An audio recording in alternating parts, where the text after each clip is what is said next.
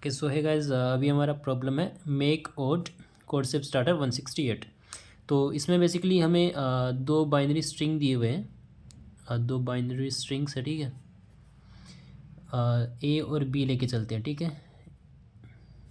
Given two binary strings. अब इसमें हमें क्या करना है कि बाइनरी स्ट्रिंग के हर इंडेक्स पे या तो इसका एलिमेंट लेना है या फिर इसका एलिमेंट लेना है, मतलब या तो ए में से एक लेना है या फिर बी में से लेना है, ठीक है। एंड फिर फाइनल जो बनेगा उसका सम करना है एंड उस सम को हमें ओड बनाना है, राइट। एक एग्जांपल से समझते हैं। सपोज 1 0 1 1 0 और ये सारे 1 1 0 0 1, ठीक है। तो ये हमारा ए है और ये हमारा बी है, दो बाइनरी स्ट्रिंग, ठीक है। अब इन दोनों में से हमें एक लेना है, तो दोनों तो 1 1 है, तो कोई भी ले ले, कोई फ़र्क नहीं पड़ेगा। तो हमने ले लिया यहाँ से 1। अब यहाँ से हम या तो 1 ले सकते हैं या फिर 0 ले सकते हैं, ठीक है। तो यहाँ पे सपोज यहाँ से भी हम ले लिया 1, फिर यहाँ से भी 1 ले सकते हैं या फिर 0 ले सकते हैं। सपोज यहाँ से हमने ले लिया 0। अब यहाँ से हम 1 ले सकते हैं या फिर 0 ले सकते हैं, यहाँ पे हम 1 ले लेते हैं, ठीक है। अब यहाँ से 1 या 0 ले सकते हैं, कुछ भी ले सकते हैं दोनों में से, ठीक है। तो अब देखो, क्योंकि अगर हम यहाँ से 1 लेते हैं तो हमारा सम कितना हो जाएगा, 1 2 3 और 4 हो जाएगा। बट अगर 0 लेते हैं तो हमारा सम 1 2 3 जो कि ओड होगा। तो इस केस में हम यस प्रिंट कर देंगे, ठीक है।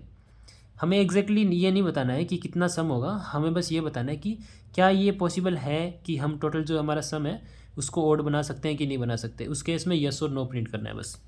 ओके, तो अब इसमें देखते हैं कि क्या क्या हो सकता है कि दोनों नंबर हमारे 1 और 1 हो, या फिर दोनों 0 0 हो, या फिर इसका 1 इसका 0, या फिर इसका 0 इसका 1, ठीक है। ये चार ही पॉसिबिलिटी है। अब देखो, क्योंकि अगर दोनों 1 1 है तो हमेशा यहाँ पे 1 लेना पड़ेगा, राइट। दोनों 0 0 है तो 0 लेना पड़ेगा, बट 0 का सम के अंदर कोई कंट्रीब्यूशन नहीं है, तो इस केस में इसको हम आउट कर देंगे। और फिर यहाँ पे देख लेंगे 1 0 और 0 1 वाले केस, ठीक है। तो सबसे पहले हम क्या करेंगे, हम वो केस काउंट कर लेंगे जिसमें 1 1 आ रहा है सब हर जगह, ठीक है। और वो भी केस काउंट कर लेंगे जिसमें दोनों दोनों डिजिट्स अलग अलग आ रही है। तो सिंपल हम ट्रेवर्स करेंगे हमारी स्ट्रिंग को। इंट आई इक्वल्स टू 0, दो वेरिएबल बना लेंगे, count 1 which is also equals to 0 and count 2 वो भी 0 है, ठीक है। आई को 0 से लेके आई लेस देन n तक एंड आई प्लस प्लस, इसको करेंगे ट्रेवर्स। अब देखो, हमें क्या करना है कि दोनों 1 1 वाले कितने पेयर है वो काउंट करने हैं, राइट। तो if A of i is equals to 1 and b of i is also equals to 1, तो हम कर देंगे काउंट 1 को प्लस प्लस, ठीक है। और if A of I is not equals to B of I, मतलब ये दोनों केस है ना, इस केस में इक्वल नहीं है, तब हम क्या कर देंगे, काउंट 2 कर देंगे प्लस प्लस, ठीक है। अब हमारे पास ये पेयर आ चुके हैं कि ये कितने पेयर हैं, और ये भी आ चुके हैं कि दोनों ये कितने पेयर हैं, ठीक है। अब यहाँ से बाहर आने के बाद हम देखेंगे कि अगर ये पेयर जो है वो ओड है, ऑलरेडी ओड है, तो हम क्या करेंगे, अब इसको इसमें तो हमेशा 0 लेना है। अगर ये ऑलरेडी ओड पेयर है, मतलब ऐसे 1 1 1 1 1 1 और 0 1 0 1 1 0 ऐसे हैं, तो अगर ये देखो 1 2 और ऐसे 3 पेयर है, ठीक है। तो यहाँ से हम अगर तीनों 1 1 लेते हैं तो यहाँ से हमारा सम ऑलरेडी ओड आ गया, तो हम बचे हुए में से हमेशा 0 लेंगे, ठीक है। तो यहाँ से चेक करेंगे कि if count 1 is odd, count modulus 2 is not equals to 0, तब हम प्रिंट कर देंगे यस, राइट। यहाँ से प्रिंट कर देंगे यस, ठीक है। यहाँ पे न्यू लाइन प्रिंट कर देना, जो भी है।